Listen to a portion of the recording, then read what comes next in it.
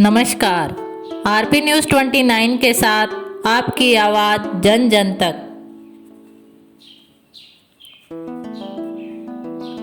श्रीगंगानगर शहर के पुरानी आबादी इलाके में मंगलवार को प्रशासन ने बिना अनुमति हो रहे मृत्यु भोज पर 10,000 रुपये जुर्माना लगाया।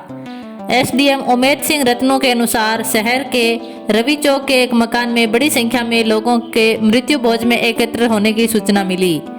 तहसीलदार संजय अग्रवाल व पुलिस के साथ मौके पर पहुंचे। श्रीगंगानगर जिले में बीती रात 70 से 80 किमी प्रति घंटा की रफ्तार से आई अंधड़ ने भारी तबाही मचाई। जिले में 5,000 से अधिक पेड़ टूट गए, 734 बिजली के खंभे टूटे और 61 ट्रांसफार्मर क्षतिग्रस्त होने से बिजली तंत्र पूरी तरह से अस्त व्यस्त हो गया। इससे जिले भर में बिजली आपूर्ति ठप हो गई। चुनावट के पास सड़क पर गिरे पेड़ से टकराने से एक बाइक सवार की गिरकर मौत हो गई। जिले में 4 बड़ी नहरें टूटी, 12 बकरियां मर गई जबकि 3 लोग घायल हुए। मौसम वैज्ञानिकों ने आगामी 24 घंटे में ऐसा ही मौसम बने रहने की अंदेशा जताया है। देश में कोरोना संक्रमितों की संख्या तेजी से कम हो रही है। बीते 24 घंटे में देश में 1,33,048 लोगों की रिपोर्ट पॉजिटिव आई। 3,204 लोगों की मौत, 2,31,277 ठीक भी हुए।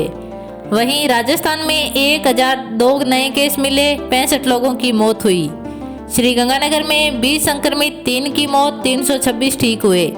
हनुमानगढ़ में 56 संक्रमित, 2 की मौत, 197 ठीक हुए।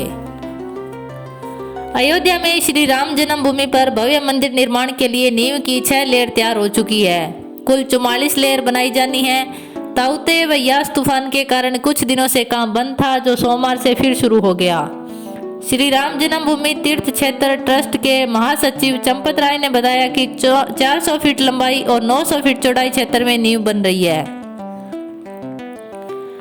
10वीं के बाद सीबीएसई की 12वीं की परीक्षा भी रद्द। सरकार ने इस साल सीबीएसई 12वीं की परीक्षा रद्द कर दी है। मंगलवार को प्रधानमंत्री नरेंद्र मोदी की अहम बैठक के बाद यह फैसला किया गया।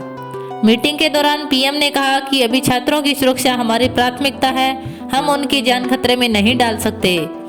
बैठक में सीबीएसई के चेयरमैन, शिक्षा मंत्रालय के सेक्रेटरी के अलावा केंद्रीय मंत्री अमित शाह, निर्मला सीतारमण, पीयूष गोयल, धर्मेंद्र प्रधान, राजनाथ सिंह और प्रकाश जावड़ेकर शामिल हुए।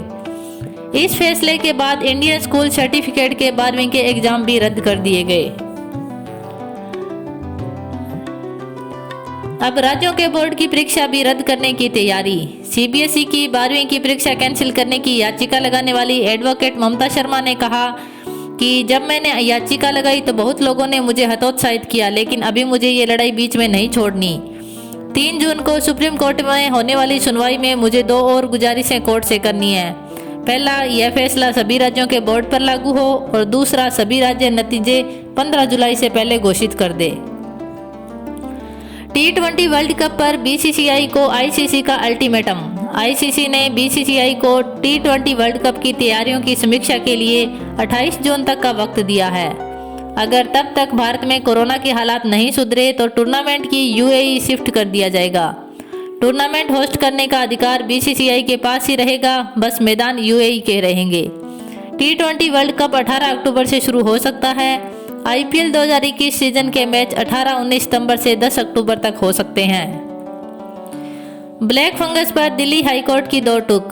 दिल्ली हाईकोर्ट ने मंगलवार को केंद्र सरकार की कोरोना व ड्रग मैनेजमेंट को लेकर दायर एक याचिका पर सुनवाई की। हाईकोर्ट ने केंद्र सरकार को ब्लैक फंगस के इलाज के लिए लिपोसोमल एम्फोटेरिसिन बी दवा के डिस्ट्रीब्यूशन पर नीति बनाने और रोगियों को प्राथमिकता तय करने का निर्देश दिया। दवा की भारी किल्लत को लेकर कोर्ट ने केंद्र सरकार से कहा, हमें इस बीमारी की जद में आए बुजुर्गों से ज्यादा युवाओं को बचाने पर ध्यान देना होगा। चीन की दूसरी वैक्सीन को WHO की मंजूरी। विश्व स्वास्थ्य संगठन ने चीन की दूसरी कोरोना वैक्सीन को अप्रूव कर दिया।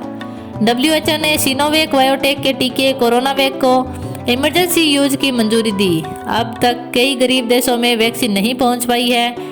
WHO के वैश्विक वैक्सीन कार्यक्रम कोवैक्स में भी इस टीके को शामिल किया जा सकता है। Please like, share and subscribe. धन्यवाद।